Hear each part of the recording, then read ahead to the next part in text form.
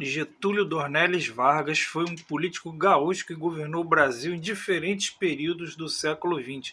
Hoje vamos ver o início do seu governo e o que aconteceu no Brasil nesse período. Então a gente tem a Revolução de 1930, a saída de Washington Luiz, a entrada de Getúlio Vargas, que era o líder desse movimento, e ele, ao chegar ao poder, ele tem um poder muito centralizado. Então ele acaba tendo poder tão centralizado que ele, por exemplo, ele dissolve o Congresso, ele é aquele que nomeia os governadores dos estados, os interventores.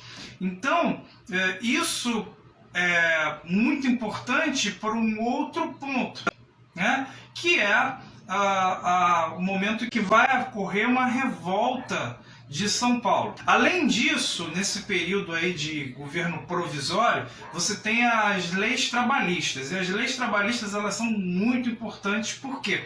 Porque, de uma determinada maneira, aquele grupo de operários que estava crescendo e insatisfeito, fazendo greves, fazendo protestos, vai começar a ser mais controlado por esse governo. Então a gente vai ter leis trabalhistas como as 8 horas diárias, a gente vai ter leis de descanso, férias, o descanso semanal remunerado, e vai ter um controle maior sobre os sindicatos. Então o governo passa a controlar mais as ações dos sindicatos. Eu havia falado que esses interventores aí, eles trouxeram algumas insatisfações, em especial, óbvio, em São Paulo. Isso vai gerar um segundo ponto importante, que é a Revolução de 1932, né? A Revolução Constitucionalista. A Revolução Constitucionalista, como o nome já diz, era uma demanda, era um objetivo dos paulistas por uma nova Constituição. Afinal de contas, a alegação desses que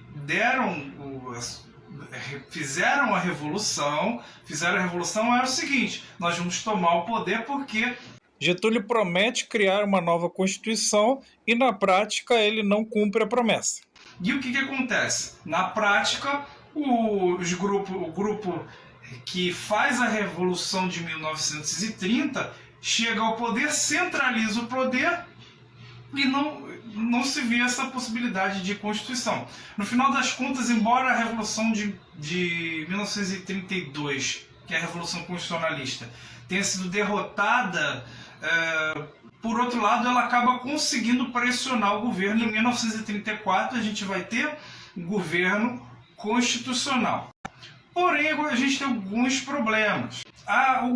Esse governo constitucional, ele na prática, o primeiro ponto estranho é que as eleições são eleições indiretas, que elegem Getúlio Vargas, né? E também a gente tem uma repressão muito forte a opositores, especialmente a gente tem dois grupos aí que são os grupos comunistas, né? Então aqueles a favor do comunismo, e a gente tem um movimento importante nessa época que é a Intentona Comunista, liderada por Luiz Carlos Prestes, e por outro lado a gente tem os integralistas, que era um grupo que era favorável ali, que tinha os ideais fascistas, e que também é dissolvido, embora gozasse de uma certa simpatia do governo.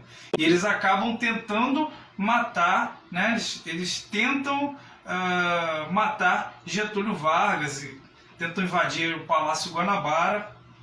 E por fim, é importante o que saber desse período pré-Estado Novo. A Constituição de 1934.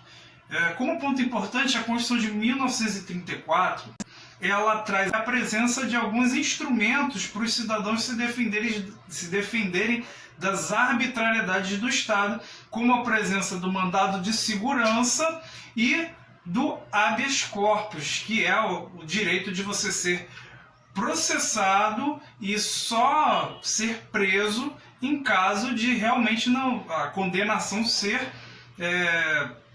confirmada. Então, esses são os pontos importantes sobre esse período pré-Estado Novo na era Vargas. Se você gostou desse conteúdo aqui, não deixe de curtir para alcançar mais pessoas e se inscreva também. Até o próximo vídeo.